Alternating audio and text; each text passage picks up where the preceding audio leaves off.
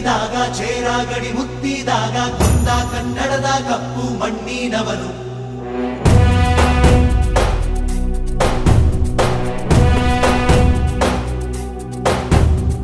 ವಜ್ರ ಬಲ್ಲಾಳರಾಯ ಸೋಗೆ ಬಲ್ಲಾಳರಾಯ ಕತ್ತಿಗಲೆ ಬಿತ್ತಿ ಹೋದ ವಂಶಾದವನು.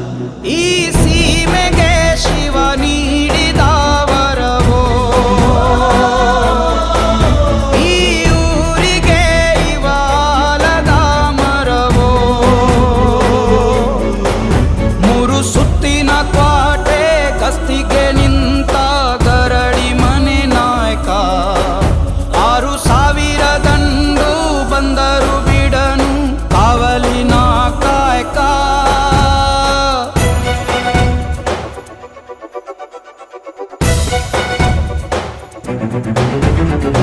ಏಳು ಏಳೆಡೆಯ ಸರ್ಪ ಬಂದು